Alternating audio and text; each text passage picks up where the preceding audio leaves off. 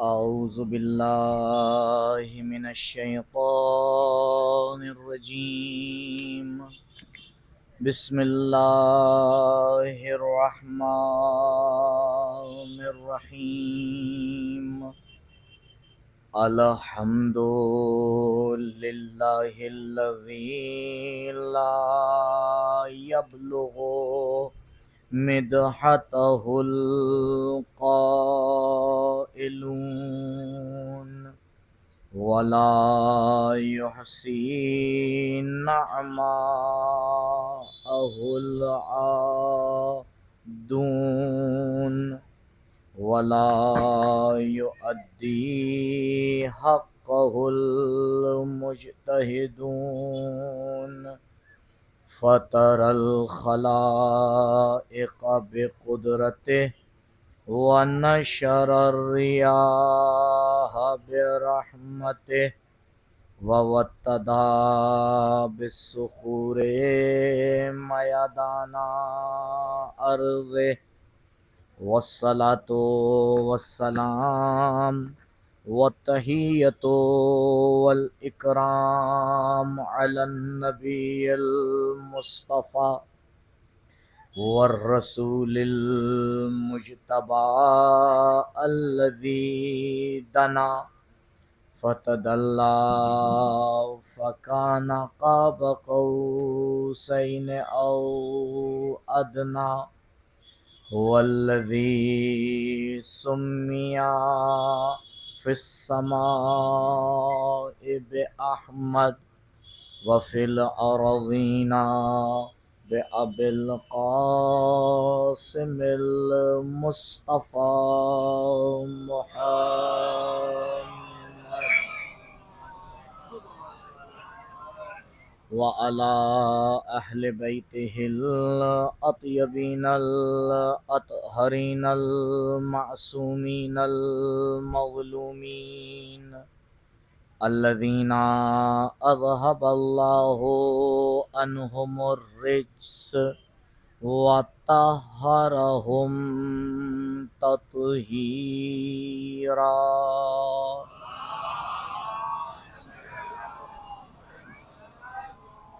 ولا سيما على الحجة الثاني عشر بقية الله المنتظر واللعنة الدائمة الباقية على أعدائهم وقتلتهم ومنكري فضائلهم أجمعين.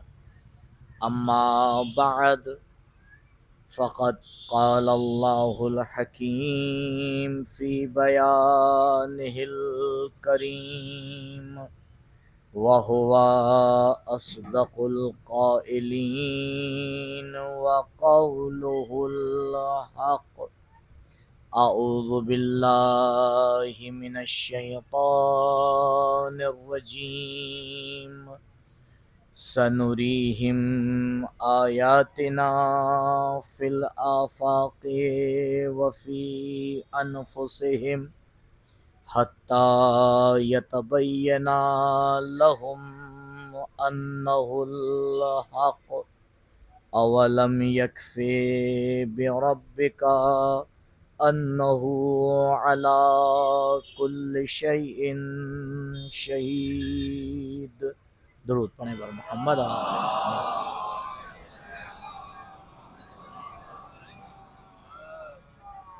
بسم اللہ الرحمن الرحیم. اللہم کل ولیک الحجت ابن الحسن صلواتک علیہ وعلی آبائہ فی هذه الساعة وفي كل ساعة وليا وحافظا وقائدا وناصرا ودليلا وعينا حتى تسكنه أرضك طوعا وتمتعه فيها طويلا.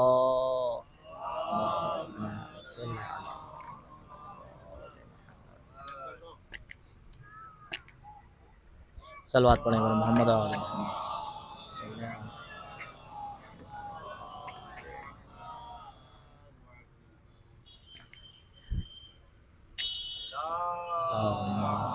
صلی علی محمد وآل محمد. سورہ مبارکہ صافات کی آیت نمبر 52 کے ذیل میں معرفت پروردگار کے حوالے سے ایک مرتبہ صلوات پڑھیں پر محمد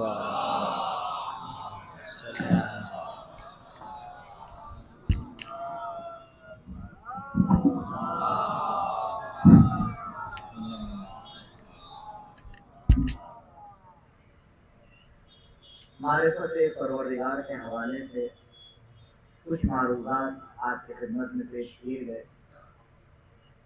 اور گفتگو کا سلسلہ یہاں تک پہنچا کہ انسان کی تمام حرکات و سکنات اور انسان کے تمام نظری مسائل کا ستون توحید اور معرفت پروردگار ہے. جیسے جیسے انسان کی معرفت بڑھتی چلی جاتی ہے ویسے ویسے اس کے عمل میں نکھار آتا چلا جاتا ہے. اب چاہے وہ نبوت کا مسئلہ ہو، چاہے وہ ولایت کا مسئلہ ہو، چاہے وہ آخرت کا مسئلہ ہو، اور چاہے وہ فروع دین کا مسئلہ ہو، توحید ایک ایسی رگِ حیات ہے کہ جس کا اثر اسلام کے ہر شعبے میں دکھائی دیتا ہے. اور حقیقت یہی ہے. شیخ طوسی علیہ رحمہ اپنی کتاب شرح تجرید میں جب توحید کا معنی بیان کرتے ہیں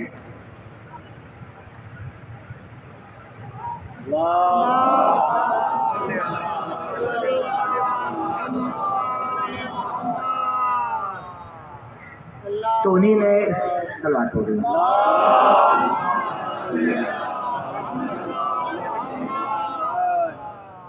تو انہی نے توحید کے حوالے سے بڑا خوبصورت جملہ مرقوم فرمایا.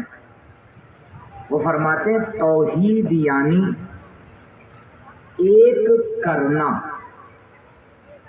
بہت مختصر اور بہت ہی اہم جملہ.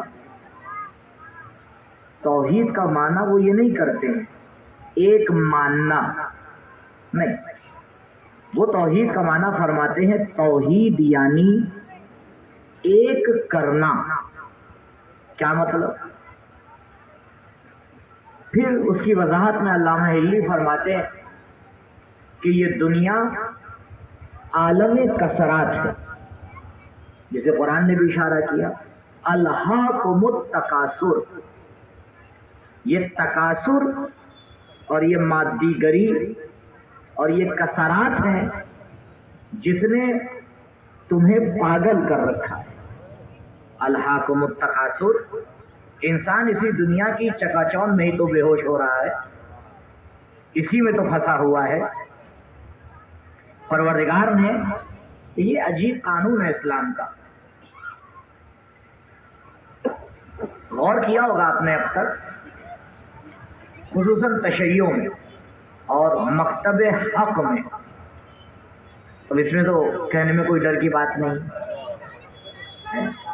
کہ مکتب حق دو نہیں ہو سکتے، کیونکہ صراط مستقیم دو نہیں ہو سکتی. سیدھا راستہ ایک ہی تو ہوگا. اور عجیب بات ہے، سیدھے راستے کی خصوصیت پر غور فرمائیے. کچھ لوگ یہ سمجھتے ہیں کہ اگر دو نقطوں کے درمیان वो एक सीधी लाइन खींचेंगे तो एक से ज्यादा खींच सकते हैं। आप बताएं मुमकिन है? मुमकिन ही नहीं, एक ही लाइन तो खींचेगी। बच्चा बच्चा इस बात को समझता है, कहते हैं जी नहीं क़िबला, हम इसके ऊपर एक और लाइन खींच देंगे, तो दूसरी उसी के ऊपर तो खींचेगी, तीसरी उसी पर तो खींचेगी, तो अब आप 14 भी खींच देंगे, रहेगी तो एक ही। भाई लकीर तो एक ही रहेगी। अब आप एक दफा हरे रंग से बना दीजिए, एक दफा लाल रंग से बजा दीजिए, एक दफा किसी और रंग से बना दीजिए, रंग बदल सकता है, फासला नहीं बदल सकता, फासला नहीं बदल सकता। तो सिरात मुस्तकीम जिस तरह से एक है, मकतब हक भी एक ही है, लिहाजा सही नजरिया भी एक ही हुआ करता है। अब उसमें से तलाश करना पड़ता है कि सही नजरिया क्या है। कुछ लोग अक्ल के मेयार पे सही नजरिया तलाश करते हैं और कुछ लोग ज़ौक़ के मेयार पे तलाश करते हैं। भाई हमें तो ये अच्छा लग रहा है, अच्छा लगना हक होने का मेयार नहीं है। अच्छा लगना हक होने का मेयार नहीं है। अगर अच्छा लगना हक होने और सही होने का मेयार होता तो कभी भी वालिदैन बच्चों को रोकते ना। जो वालिदैन के बच्चों को रोक रहे, भाई उसका भी तो दिल चाह रहा है, उसे भी तो अच्छा लग रहा है? तो बस हमारी मिसाल उलमा की बनिस्बत वैसा ही है जैसे बच्चों की मिसाल है माँ बाप की निस्बत। बच्चों को अच्छा लगता है, माँ बाप रोकते हैं, हमें अच्छा लगता है, उलमा रोकते हैं। बस यही तो फर्क है। अब अगर बच्चा मान जाए तो मसलहत माँ बाप की नहीं है, मसलहत उस बच्चे की है, बस समझ नहीं पाता है। बस यही फर्क है अजीजों, जो उलमा फरमाते हैं अगर उसमें अवाम मान जाए तो फायदा अवाम का होता है, उलमा का नहीं होता है। दुरूद पढ़े बर मोहम्मद।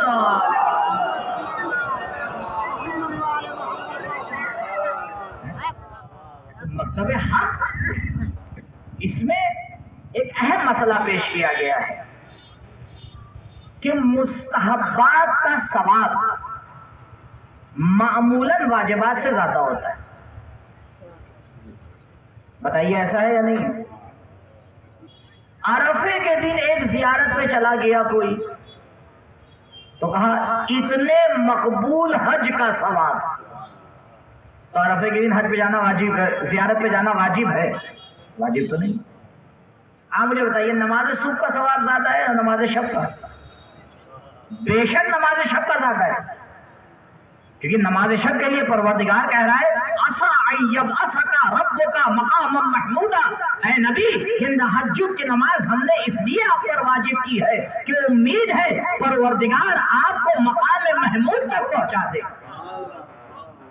नमाज सुबह के लिए है, मकाम महमूद की बशारत नहीं है। मुस्तहब्बात में तो आप देखिए, और कहीं कहीं तो हमारी आवाम माशाअल्लाह से रमजान का आखिरी जुमा, तो ये मुहर्रम में रमजान याद आ जाए, आना चाहिए। तो मौलाना आप नहीं जानते, रमजान के आखिरी जुमे में 2 रकात नमाज वाजिब है। जब मैंने कहा क्या खुसूसियत है उसकी, का पूरी उम्र की नमाजों का बदला हो जाता है। तो हमने कहा कि मुजतहिदीन सबसे बड़े बेवकूफ हैं। हम आप 2 रकात में काम कर लेते हैं, ये पूरे दिन सजदा किया करते हैं। क्यों ऐसा रखा गया है? मकतब हक्का में क्यों ऐसा रखा गया? एक जियारत पे चले जाओ इतना सवाब, एक नमाज 2 रकात पढ़ लो इतना सवाब, नमाज गुफैला का इतना सवाब। क्यों? क्योंकि ये तमाम मुस्तहब्बात हैं जीनत,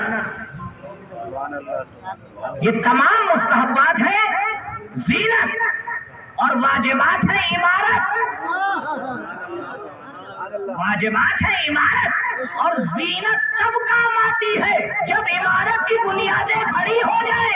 इसीलिए परवरदिगार ने मुस्तहब्बात का सवाब ज्यादा रखा।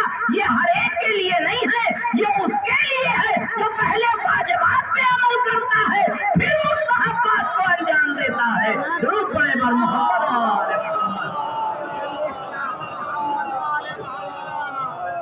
اسی لیے بارہا میں نے عرض کیا ہے کہ سچا عزادار پہلے صحیح نماز گزار ہوتا ہے. تو ہو ہی نہیں سکتا. جس کے مولا نے حالت جنگ میں نماز کو کم نہ کیا ہو، اسے ماننے والے کو کہاں سے حق مل جاتا ہے؟ مولا تو بخشوا ہی دیں گے، بے شک بخشوائیں گے، لیکن پہلے چیک کریں گے. کیوں؟ کیونکہ نماز ہے توحید کی نشانی، عزاداری ہے حسینیت کی نشانی. یہ غلط فکر ہے کہ حسین اور توحید الگ الگ ہے، یہ ہو ہی نہیں سکتا ہے. حسینی وہی ہوتا ہے جو پہلے موحد ہوتا ہے، ہو ہی نہیں سکتا. پہلے انسان کو توحید کے اوپر عمل کرنا. پروردگار نے نماز شب رات میں رکھا. کیوں رات میں رکھا؟ علماء نے اس کی وجہ بیان کی. کہا رات محل وحدت. کیا مطلب؟ آپ بتائیے، اندھیرے میں آپ کو دسیوں چیزیں دکھائی دیتی ہیں یا کبھی کبھی تو کچھ بھی نہیں دکھائی دیتا؟ اور جب روشنی ہوتی ہے تو اگر ہمیں اپنے ذہن کو ایک جگہ متوجہ کرنا ہے تو روشنی میں زیادہ کر سکتے ہیں اندھیرے میں. اسی لیے تو انسان آنکھیں بند کرتا ہے. تو رک جائیے، ذرا غور کر رہے ہیں. تو یہ غور کر رہے ہیں تو آنکھیں بند کرنے کی کیا ضرورت ہے؟ کہا کیوں؟ کیونکہ اندھیرا نشانی ہے وحدت کی اور روشنائی نشانی ہے کثرات کی. انسان تبھی گھبراتا ہے جب ہزاروں چیزوں کو دیکھتا ہے، اور اگر کچھ دیکھ ہی نہیں رہا ہے ایک ہی چیز. اس لیے پروردگار نے نماز شب کو رات میں رکھا. کہا دیکھو اس وقت پوری کائنات میں اندھیرا چھایا ہوتا ہے، تم دنیا کی چکا چوند میں الجھے ہوئے نہیں ہوتے ہو. اس وقت تم اپنے خالق سے بہتر رابطہ برقرار کر سکتے ہو. اسی لیے نماز صبح کو 2 ہی رکعت رکھا. کیوں؟ کیونکہ 2 ہی رکعت میں تم پروردگار سے رابطہ کر لو گے. لیکن جب دن کی چکا چوند کا مرحلہ آیا تو کہا نہیں، اب 8 رکعت پڑھنا پڑے گی، کیونکہ اب 2 رکعت میں وہ رابطہ نہیں ہو سکتا ہے تو 4 رکعت میں تمہیں کرنا پڑے گا. ضرور پڑے گا محمد و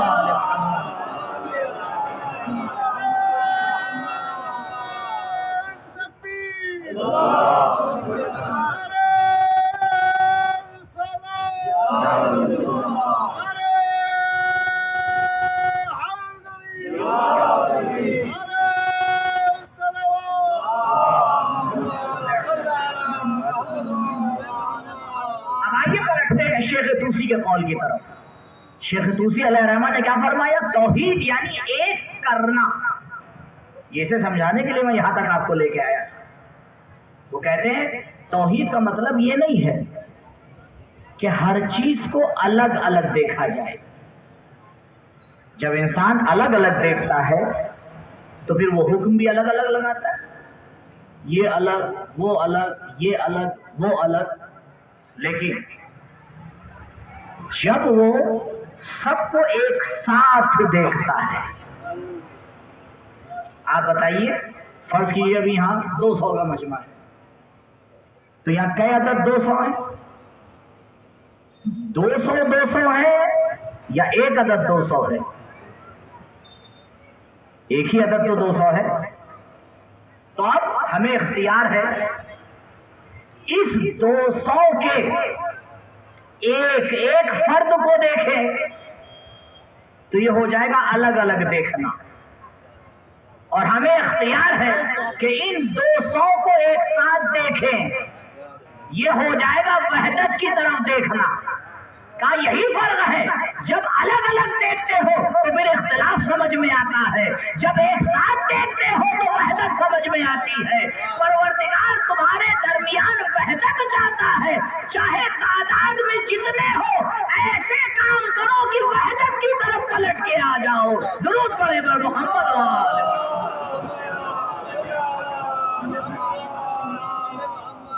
امام خمینی علیہ الرحمہ فرماتے ہیں بہت سادی سی بات ہے لیکن بڑی باریک ہے.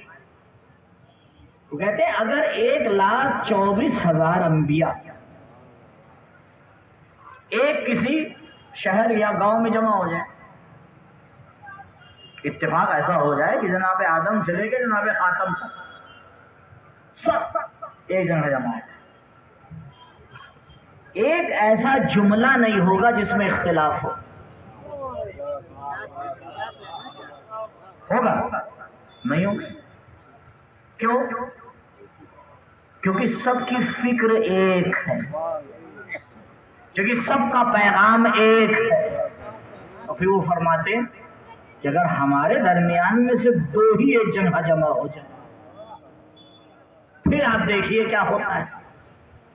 قبلہ کمال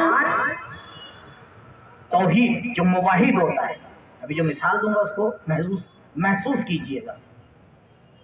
ہم یہ سمجھتے ہیں کہ اگر حق ہمارے ساتھ ہے تو ہمیں اجازت ہے ہر کام کرنے کی, اور ہمارا پروف بھی یہی ہوتا ہے کہ دیکھیے مولانا اب یہاں نہ رکھیے گا, حق پہ ہے. یہ حق والے یہی سمجھتے ہیں کہ اگر حق پر ہے تو پھر انہیں اجازت ہے جو دل چاہے کریں. کیوں؟ کیونکہ وہ حق پر ہے.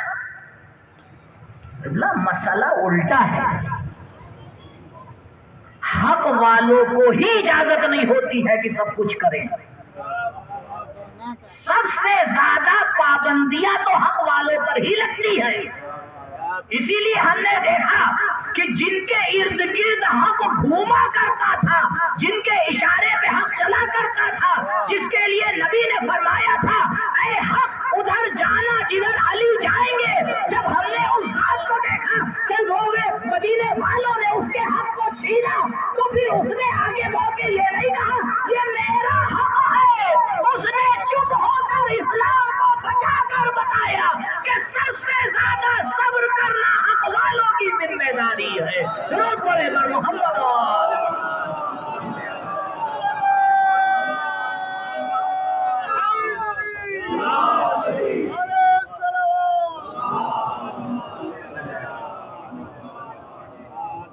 آپ پوری تاریخ کو اٹھا کے جائزہ لے لیجیے, جتنے حق والے ہیں سب نے سب سے زیادہ صبر کیا, اور وہ بھی اگر یہی کہنے لگتے کہ نہیں ہمارے ساتھ تو حق ہے ہم کچھ بھی کر لیں, جب ہم ان کے ماننے والے ہیں تو پھر ہمارا عمل ان سے ہٹ کے کیوں ہوتا ہے؟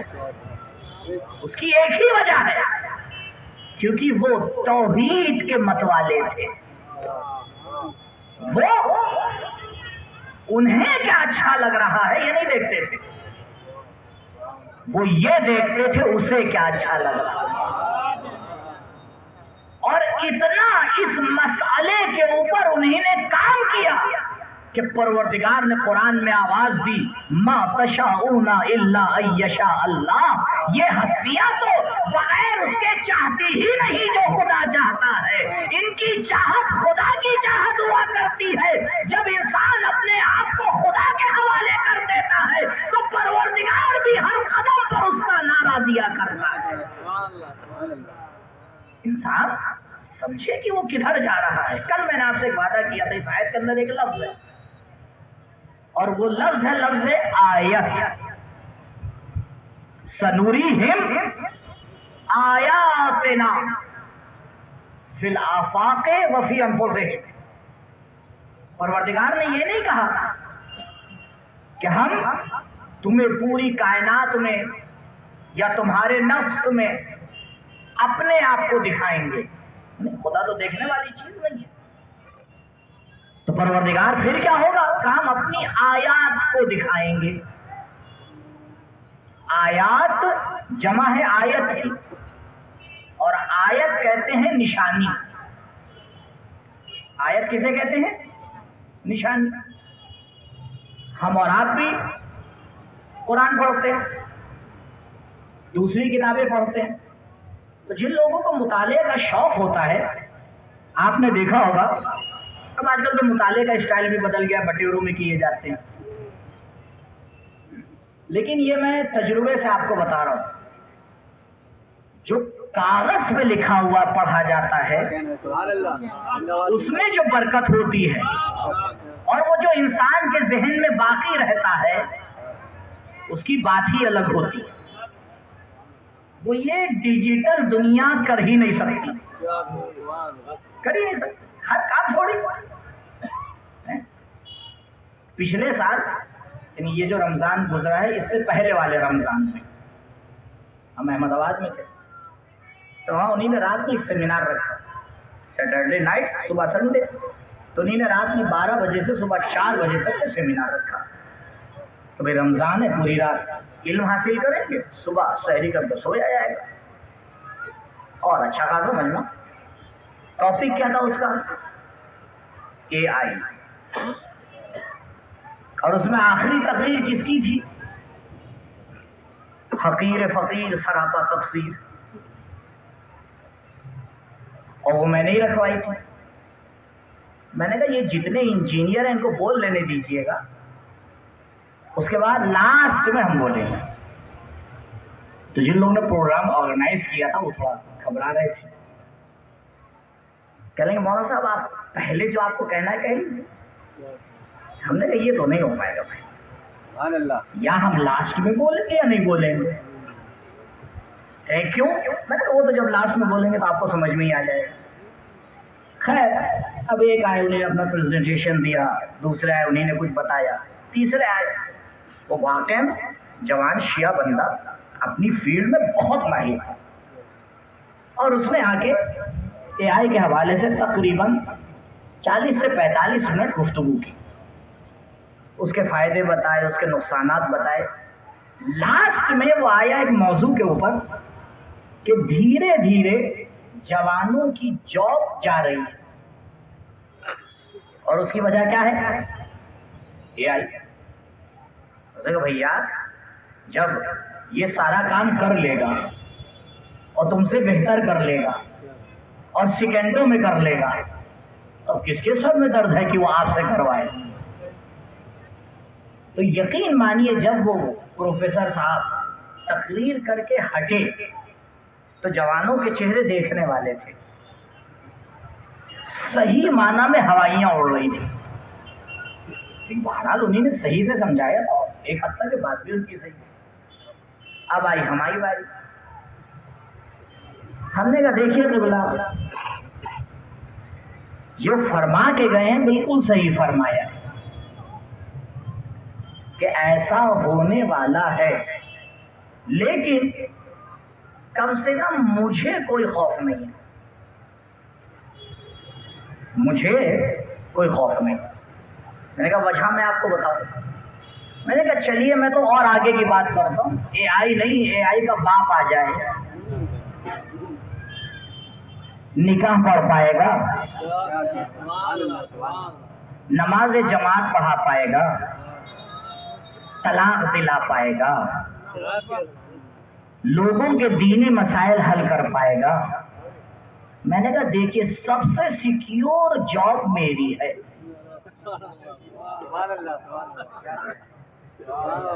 آپ کی جاب کو خطرہ ہو، لیکن جو اللہ کی راہ میں نکلتا ہے اسے کوئی خطرہ نہیں ہوتا ہے.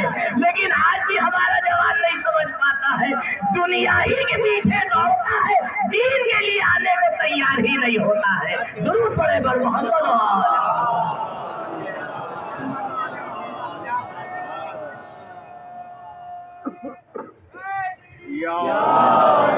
غلطی کہاں ہو رہی ہے؟ غلطی میں آپ کو بتاؤں کہ غلطی یہ ہو رہی ہے کہ ہم پہلے رزلٹ دیکھتے ہیں کہ قبلہ یہ بتائیے اس جاب کا پیکیج کتنے کا ہے. میں آپ کو پیکیج بتاؤں میری جاب کا پیکیج کتنا ہے. میری جاب کا تو پیکیج ایسا ہے کہ اس ایک ممبر کا بدلہ پوری دنیا نہیں دے سکتی. ایک کیوں؟ یہ میں نہیں کہہ رہا ہوں، اللہ کا رسول محمد مصطفیٰ صلی اللہ علیہ وسلم نبی نے فرمایا یا علی اگر تمہارے ہاتھوں سے کسی ایک انسان کے ایک مسئلے کی ہدایت ہو جائے تو یا علی، کائنات میں جہاں جہاں تک سورج کی روشنی جا رہی ہے اس کا ثواب اس سے بھی زیادہ ہے۔ تب تو دنیا کو پتا نہیں تھا کہ سورج کی روشنی جاتی کہاں کہاں ہے، نبی تو جانتے تھے نا، تو نبی نے بتا دیا کہ دیکھو جو انسانوں کی ہدایت کا ارادہ کرتا ہے پروردگار اسے اپنا بنا لیتا ہے، اپنا بنا لیتا ہے۔ میں نے تقریباً ہر سال یہ میسج علی گڑھ میں پڑھا ہے اور کچھ شہروں میں ہر سال پڑھتا ہوں۔ اس کی وجہ اور وجہ جانتے ہیں، اور نہیں جانتے تو بتانے کی ضرورت نہیں ہے۔ کیا ہے؟ اب تھوڑی دیر کے لیے آپ پریشان ہوں گے، میرے پاس وقت بھی بڑا کم ہے۔ دیکھیے، پڑھیے اور ایسے پڑھیے کہ کوئی آپ تک پہنچ نہ پائے، کیونکہ علی والے کبھی بھی کوانٹیٹی نہیں دیتے، ہمیشہ کوالٹی پہ رہتے، اور شروع سے یہی رہا ہے، شروع سے یہی رہا ہے۔ 40 دن تک مسلمان پریشان رہے، ایک شخص آیا فیصلہ کر کے چلا گیا۔ پوری دنیا عبادت کرتی ہے، ایک شخص نے ایک ضرب لگائی، ثقلین کی عبادت سے بڑھ گئی۔ ساری دنیا جاگ کے عبادت کرتی ہے، وہ ذات جب سوئی تو مرضی پروردگار کو خرید لیا۔ اور یہی نہیں، آپ کہیں نہیں وہ تو مولا تھے، ٹھیک ہے آئیے غلام کو دیکھ لیں۔ نبی فرما رہے ہیں ہر انسان اس بات کا شوق رکھتا ہے کہ وہ جنت میں جائے، لیکن جنت کو اس بات کا شوق ہے کہ سلمان جنت میں آئے۔ درود پڑھے پر محمد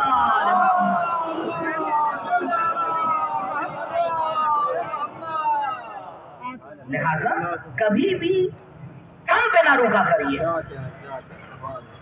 کہ بس اتنا کر لیا جس سے زندگی چل رہی ہے۔ معذرت کے ساتھ توہین نہیں کرنا چاہ رہا ہوں، یہ انسانی طریقہ نہیں ہے۔ جانور بھی اتنا اکٹھا کرتے ہیں کہ کئی مہینے چلے۔ بلند پرواز بنی ہے۔ جب انسان چوٹیوں کو سوچتا ہے تب پہاڑ پہ چڑھنے کی کوشش کرتا ہے۔ کناروں کو دیکھنے والے کبھی چوٹیوں کو فتح نہیں کرتے۔ اور کیجیے اور اس بات کو مانیے اور سمجھیے، ہم کر سکتے ہیں اور کوئی نہیں کر سکتا، کیونکہ پروردگار نے ہمیں وہ صلاحیت دی ہے جو دنیا میں کسی کو نہیں دی ہے۔ اگر دی ہوتی تو وہ شیعہ ہوتا۔ سب سے بڑی دلیل یہی ہے، اگر اس کے پاس اتنی سمجھ ہوتی تو کیا ہوتا؟ یہ میں ان کی بات کر رہا ہوں جو سمجھدار شیعہ ہیں، کیونکہ ہمیں کام بھی انہی سے ہے، سمجھداروں سے کام ہے۔ ایسے ہی قدم سے قدم ملا کے چلنے والوں سے تھوڑی کام ہے، ایسے سے کام ہے کہ جو واقعی سمجھدار ہے۔ اسی لیے جب علی والے کوئی کام کرتے ہیں تو پھر وہ حرف آخر ہوتا ہے، حرف آخر ہوتا ہے۔ دنیا نے آگے نعرہ لگایا، آپ بتائیے کس ملک کا بجٹ اپنی سیکورٹی کے لیے اور آرمی کے لیے سب سے زیادہ ہے؟ کس ملک کا؟ باقاعدہ پاس ہوتا ہے نا، یعنی کئی ملکوں کا بجٹ ایک طرف اور اس ملک کا بجٹ ایک طرف۔ اور جب علی والوں نے کہا ٹھیک ہے، کچھ ایسے مسلمان ملک ہیں جو انہیں اپنی زمین دے کے ان کے اڈے بنائے ہوئے ہیں، علی والوں نے کہا ہم یہیں تمہارے اڈے پہ حملہ کر کے بتائیں گے کہ کہاں کہاں تک تم ہماری زد میں ہو، شروع تم کرو گے، فیصلہ ہم لیں گے، کیونکہ ہمیشہ فیصلہ علی والوں کے ہاتھ میں ہوتا ہے، کسی اور کے ہاتھ میں نہیں ہوتا ہے، چاہے صلح کرے چاہے جنگ کرے، کامیاب ہم ہی ہوا کرتے ہیں۔ اگر دشمن سر بھی کاٹتا ہے تو ایسے کر رکھ کے بتاتا ہے کہ آواز انہیں کی ہے، کامیابی انہیں کی ہے۔ درود پڑھے بر محمد۔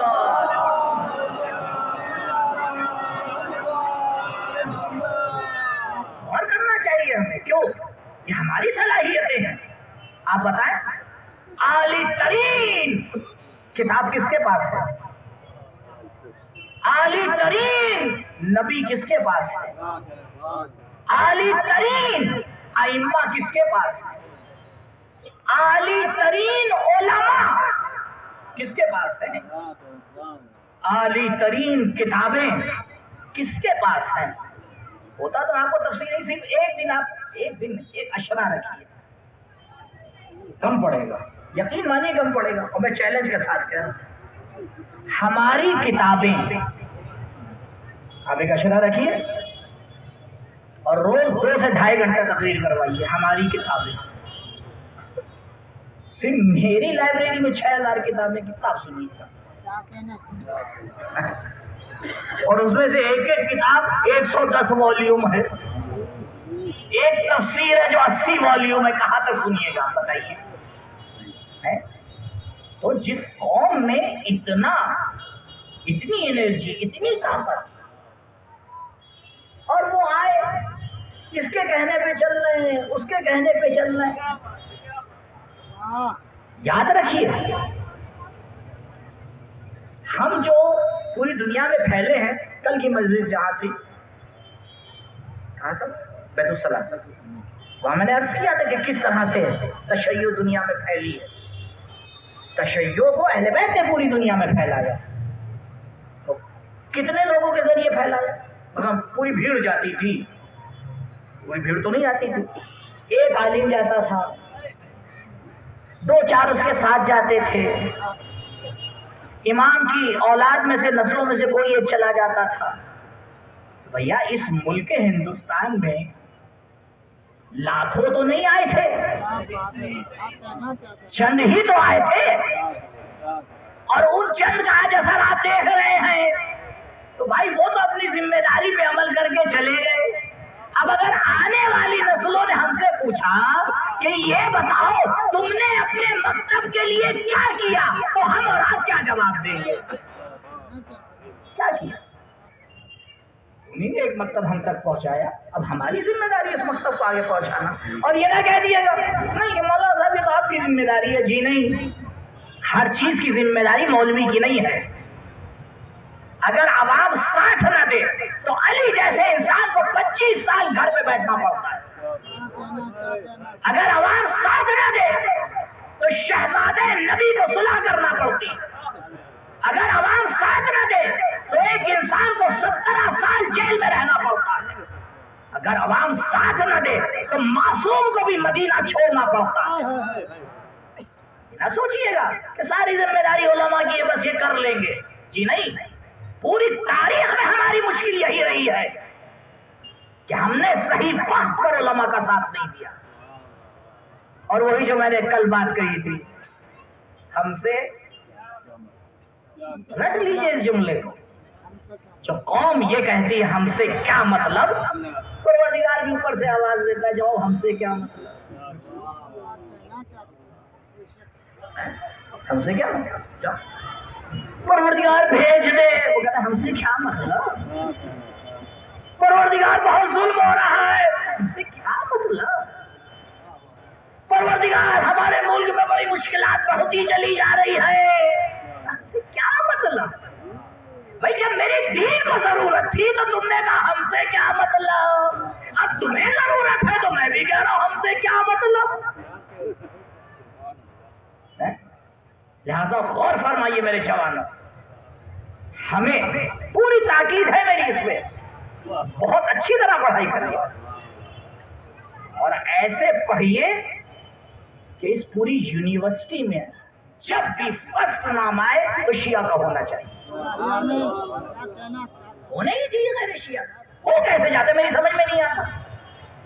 الحمدللہ میرے پاس ریکارڈ ہوتے، ہمارے علماء کو آپ دیکھ لیجیے، ہوتا ہی نہیں تھا کہ کسی جگہ شیعہ عالم موجود ہو اور کوئی دوسرا عالم بول پائے، شیعہ عالم موجود ہو کوئی دوسرا اپنی منوا پائے۔ ہزاروں سلام ہو ان علماء پر جو ایک جوتی کو اٹھا کر لا کے پورے ملک کو شیعہ کر دیتے ہیں۔ آپ کے ذہن میں نہیں ہے تو علامہ بیٹھے ہوئے مولانا مجلسی صاحب، بعد میں سے پوچھیے گا کیونکہ میں تو بھی جا رہا ہوں۔ جی اب یہی ہوتا ہے، تو ایک جگہ تک ہم پہنچائیں گے، اس سے آگے آپ بڑھائیے گا، کیونکہ ہمارا تو طریقہ یہی ہے۔ کیوں؟ کیونکہ ہم مل کے لائن بناتے ہیں، یہاں تک میرا کام ہے، اس کے بعد آپ کا کام ہے، اس کے بعد دوسرے کا کام ہے۔ کیوں؟ کیونکہ ہم طول میں چلتے ہیں، آپ عرض میں چلتے ہیں۔ طول میں کبھی ٹکراؤ نہیں ہوتا، ٹکراؤ ہمیشہ عرض میں ہوتا، ہمیشہ عرض میں ہوتا۔ آپ دیکھ لیجیے، اگر طول میں اوپر سے نیچے کوئی بارش کے قطرے آپس میں ٹکراتے کبھی نہیں ٹکراتے۔ کیوں؟ کیونکہ طول میں اوپر سے نیچے آتے ہیں، لیکن اگر یہی قطرے ایک جگہ جمع ہو جائے ٹکراؤ شروع ہو جاتا ہے۔ اسی لیے جب تک علماء کو اوپر نہیں رکھیے گا، عوام نیچے ان کے ماننے کو تیار نہیں ہوگی، یہ طول کا سلسلہ نہیں بنے گا، نہ شیعہ ترقی کریں گے نہ قوم ترقی کرے گی۔ درود پڑھے پر محمد یہ کوئی طریقہ ہی نہیں ہے۔ آپ پڑھے لکھے ہیں، آپ کا احترام واجب، لیکن آپ کی اپنی فیلڈ ہے، ہماری اپنی فیلڈ ہے، کسی کو حق نہیں ہے ایک دوسرے کی فیلڈ میں دخالت کرے۔ کس مولوی کو آپ نے دیکھا ہے آپریشن کرے؟ کس مولوی کو آپ نے دیکھا ہے میپ بنائے؟ کس مولوی کو آپ نے دیکھا ہے نسخہ لکھ دے؟ کوئی مجتہد لکھتا ہے؟ نہیں لکھتا ہے۔ لیکن دین کی جہاں بات آئی، ڈاکٹر بھی نظر دیتا ہے، انجینئر بھی نظر دیتا ہے، جاہل بھی نظر دیتا ہے، ہوٹل پہ بیٹھ کے بھی نظر دی جاتی ہے۔ سب سے بڑی مصیبت یہ ہے کہ جس سے دین لینا چاہیے اسے گھر پہ بیٹھا دیتے ہیں، اور جس سے دین نہیں لینا چاہیے اسے سر پہ بٹھا دیتے ہیں۔ درود پڑھے پر محمد و آل محمد۔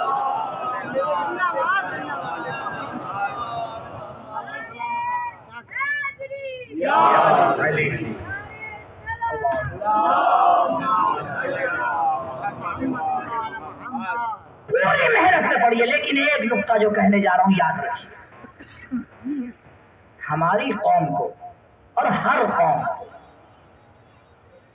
ڈاکٹر کی ضرورت نہیں۔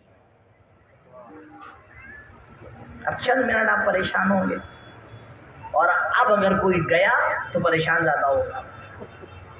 اب تو 2-4 منٹ آپ کو میرے ساتھ رہنا ہی پڑے گا۔ انجینئر بھی نہیں چاہیے، لیکچرر بھی نہیں چاہیے۔ آپ کہیں گے مولانا، کہیں گے مولوی چاہیے، جی نہیں، مولوی بھی نہیں چاہیے۔ اب بتائیے کیا کریے گا؟ تو بھی کیا کرنا ہے قوم کو بھائی؟ جنگلوں میں چلے جائیں؟ کیا کریں؟ میں نے عرض کیا یہ بات میں ہر دفعہ پڑھتا ہوں اور ہر دفعہ پڑھوں گا۔ اب ہو گئے میزبان محترم، آپ جانیے وہ جانے، ان کے پاس آپ چٹھی دیجیے، آئندہ اگر بلایا تو ہم نہ آنے والے بھائی، تو آپ کی ذمہ داری، ہم تو پڑھتے ہیں چلے جاتے ہیں، کیوں؟ کیونکہ جو پیغام پہنچانا ہے پہنچاتے ہیں۔ پھر کرنا کیا ہے عزیزوں؟ ایک کام کرنا ہے جس کی بے حد کمی ہے۔ آپ بتائیں، یہ جو پرمانو بم بن رہے ہیں اسے جاہل بنا رہے ہیں یا عالم بنا رہے ہیں؟ یہ جو اسکولوں میں آگے پیسہ کمانے کا سسٹم بنا دیا گیا ہے، یہ پڑھے لکھے سسٹم بنا رہے ہیں یا جاہل بنا رہے ہیں؟ یہ جو وینٹیلیٹر پر خون کی ہولی کھیلی جا رہی ہے، یہ جہلا کا کام ہے یا علماء کا کام ہے؟ یہ کون کر رہا ہے؟ یہ عالم ہی تو کر رہا ہے، تو پھر پڑھ کے کیا کریں گے؟ یہ سب بھی تو پڑھ رہے ہیں، بڑی بڑی ڈگریاں ان کے پاس، اتنے ایوارڈ لاگے سجاتے ہیں کمرے میں کہ جگہ نہیں ہوتی، اور جب انسانوں کا خون پینے پہ آتے ہیں تو کسی طرح سے دل بھرتا ہی نہیں۔ مسئلہ کہاں ہے؟ مسئلہ ہے انسانیت کا۔ ہمیں انسان چاہیے،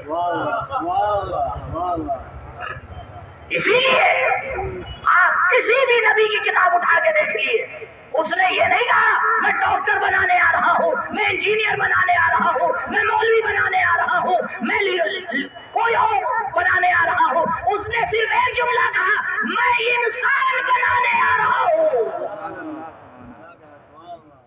انسان پیدا نہیں ہوتا ہے، انسان بننا پڑتا ہے۔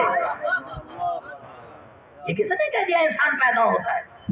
نہیں، انسان بننے کی صلاحیت لے کر ایک جانور پیدا ہوتا ہے، اور کوئی اس صلاحیت کا استعمال کر کے سلمان فارسی بن جاتا ہے، اور کوئی اس صلاحیت کو گوا کے نتنیاہو بن جاتا ہے۔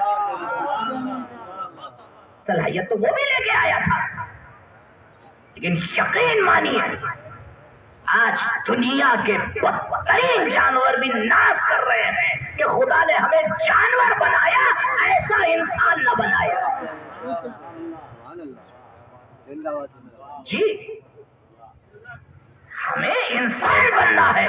جب انسان بنتا ہے تو پھر وہ ڈاکٹر بھی بنتا ہے تو کمال کا بنتا ہے، وہ انجینئر بھی بنتا ہے تو اعلیٰ ہوتا ہے، پھر اگر وہ مولوی بھی بنتا ہے تو پھر لفافے نہیں دیکھتا ہے۔ ہم تو سب کو لے کے چلتے ہیں، ہمیں بھی پتا ہے کیا ہو رہا ہے۔ جی، آپ بتائیے، آپ کی یونیورسٹی میں 2 سال میں ڈگری مل جاتی ہے؟ ملتی ہے؟ بھیا کوئی ہو تو کھڑا ہو کے بتا دیں مجھے کیا کرنا ہے۔ ہاں، گاڑی بھی آ گئی ہے، کوئی 2 سال میں ڈگری لینے والا نہیں ہے تو بتا دیجیے، کوئی مسئلہ نہیں، آپ کی بات ہے۔ نہیں بند کروا دیں گے، میں سے نکال دیں،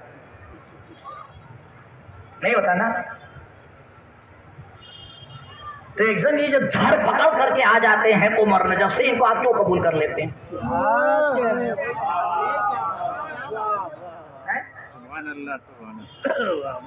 اور جو پوری عمر مکتب اہل بیت کی نوکری کر کے آتا ہے، کیونکہ اس کی خطابت آپ کے ذوق کی نہیں ہوتی ہے۔ آپ کہتے ہیں بھائی دیکھیے، آپ نماز پڑھانے کے لیے ٹھیک ہے، ممبر پہ تو ہم انہی کو بلائیں گے، تو جب انہی کو بلائیں گے تو ویسے ہی سنیں گے، اور جیسے ہی سنیں گے ویسے بنیں گے۔ یہ سب سسٹم ایک ساتھ چلتا ہے۔ ذرا سا اور کیجیے۔ سب سے بڑی ذمہ داری میزبان کی، سب سے بڑی ذمہ داری کس کی؟ میزبان کی۔ علی عباس خود سے نہیں آئے، گاڑی میں جانے کے میں نے نہیں کیے، قبلہ منتظمین نے کیے، بلاتے بھی وہی ہیں، بھیجتے بھی وہی ہیں۔ بولو، ہم اسے کہتے رہتے 9 بجے بٹھا دیے، کہتے نہیں بٹھا لیں گے تو اپنے حساب سے، چاہے مولانا آپ کی فلائٹ چھوٹ جائے۔ مولوی تو کرے تو کیا کرے، نہ پڑھے تو عوام۔ ہم معذرت کے ساتھ آج مصافحہ نہ کیجیے گا، کیونکہ مصافحہ کرنے کا ٹائم میں مجلس پڑھ رہا ہوں، کیونکہ اس کا زیادہ ثواب ہے، اس کا ثواب نہیں۔ میں نے 10 کا وعدہ کیا تھا، لیکن 10 تو بھی بچ گیا، تو ابھی میرے ذہن میں آیا کہ ہم آپ سے کہہ دوں، میں یہیں سے آپ سب سے ہاتھ ملائے لے رہا ہوں، ٹھیک ہے؟ تو وہ جو 5 سے 6 منٹ لگتے ہیں وہ میں آپ کے لیے کچھ بولے دے رہا ہوں، کیونکہ اس میں زیادہ ثواب ہے۔ منتظرین کی ذمہ داری ہوتی ہے کس کو بلا رہے ہیں، اور اس کے بعد مولوی کی ذمہ داری کہ جب بلائے جا رہے ہیں تو ذمہ داری پہ عمل کرے۔ آنے سے ہم کس ڈاکٹر کو آپ نے دیکھا ایک نسخہ لکھ کے رکھ لیا, جو آیا اسے پکڑا دیا؟ آنے سے پہلے اسے پتا ہونا چاہیے جس معاشرے میں وہ مجلس پڑھنے جا رہا ہے, تقریر کرنے جا رہا ہے, وہاں کی ضرورت کیا ہے, اور وہ ضرورت آپ بتائیں گے. منتظمین یہ تو پوچھ لیتے ہیں کیسے ہوٹل میں رہیے گا, کھانے میں کیا کھائیے گا, جی نہیں قبلہ ہم سوکھی روٹی بھی کھا لیں گے, لیکن ہمیں یہ بتائیے کہ اس معاشرے کی ضرورت کیا ہے, کیونکہ ہمارا کام عوام کا وقت ضائع کرنا نہیں ہے.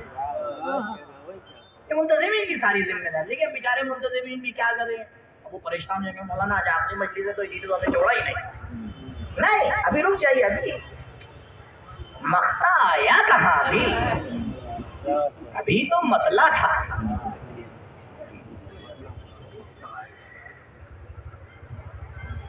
یہ بتائیے, میں نے ابھی بھی دیکھا نئے نئے ہوٹل کھلے علی گڑھ میں, کس ہوٹل میں لوگ زیادہ جاتے ہیں؟ جہاں کا مزہ آپ کو کیا ہو, پسند ہو, بھیڑ لگی رہتی ہے نا. یہ بیچارے منتظمین بھی کیا کریں گے, یہ آپ کا مزہ دیکھتے ہیں, یہ مزہ آپ کا دیکھ کے ویسے ہی پرووائڈ کرتے ہیں. تو مسئلہ منتظمین کا نہیں ہے, سارا مسئلہ سننے والوں کا ہے. جس دن سننے والوں کا ذوق حق کا ہو گیا, بولنے والا بھی ہم بولنے پہ مجبور ہوگا, بلانے والا بھی صحیح بلانے پہ مجبور ہوگا, مسئلہ سارا عوام میں جا کے پھیل جاتا ہے. ہمیں تو ایسا چاہیے, تو وہ بیچارے کیا کرے اور یہ بیچارہ کیا کرے. درود پڑھے بر محمد و آل محمد.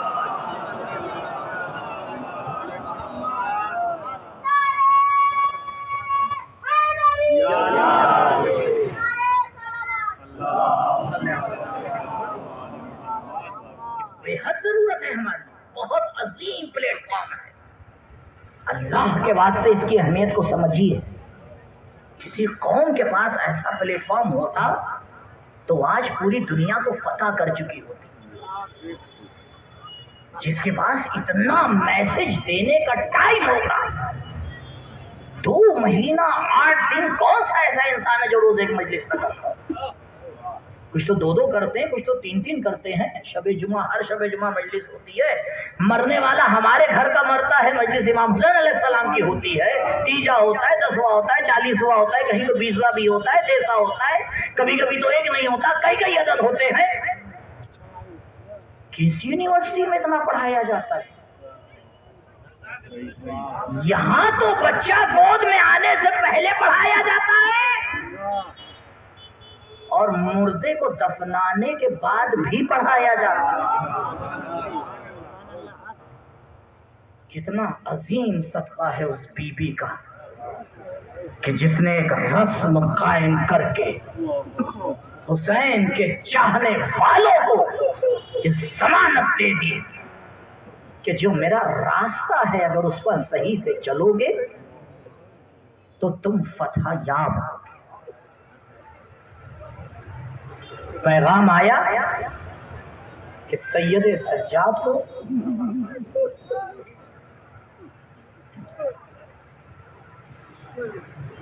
یزید نے بلایا ہے. زینب پریشان ہو گئی, کیونکہ جب بھی یہ پیغام آتا تھا ایک نئی مصیبت ہوتی تھی جو آتی تھی. لیکن اب کی جب مولا واپس آئے تو ایک جملہ کہا, پھوپھی اماں ہمیں رہائی مل گئی,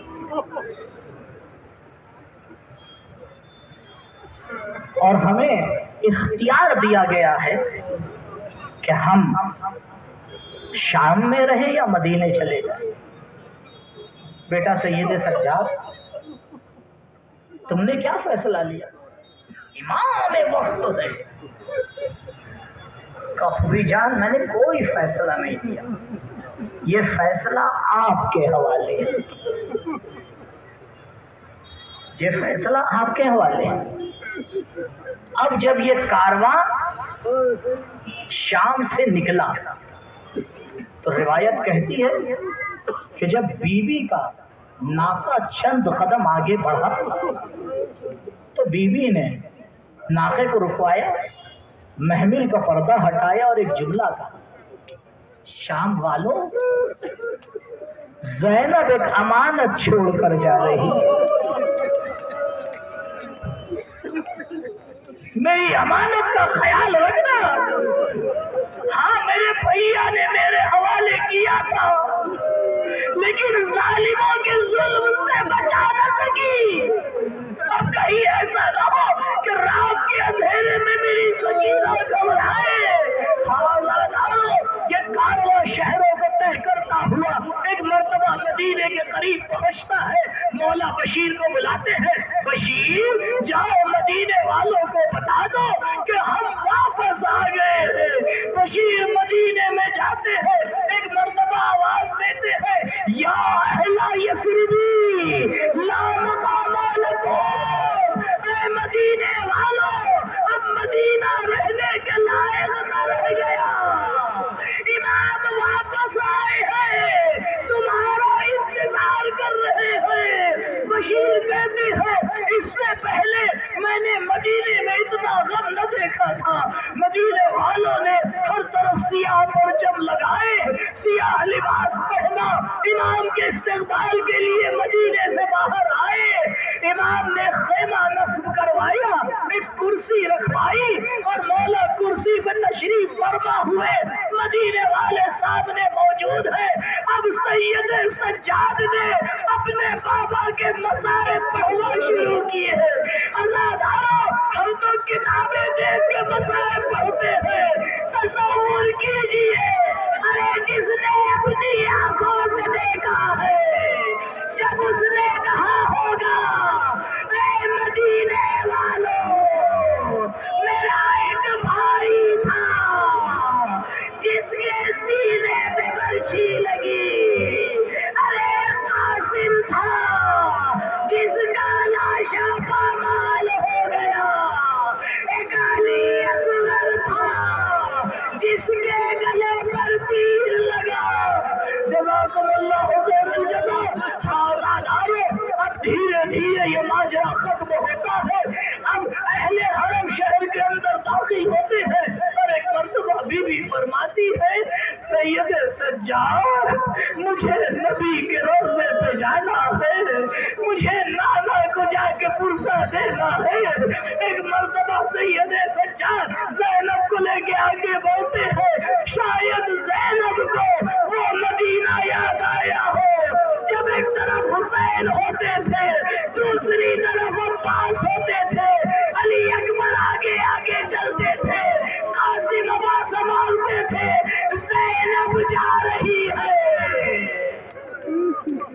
اللہ اکبر۔ بی بی ایک مرتبہ روضے رسول پر پہنچتی ہے اور پہنچنے کے بعد نانا کو اپنے پیر سناتی ہے، یا رسول اللہ صلی علیک ملیک السماء وہذا حسین مرمل بالدماء مقطعۃ الاعضاء، اے نانا آپ پر ملائکہ صلوات بھیج رہے ہیں لیکن آپ کا نوازا حسین۔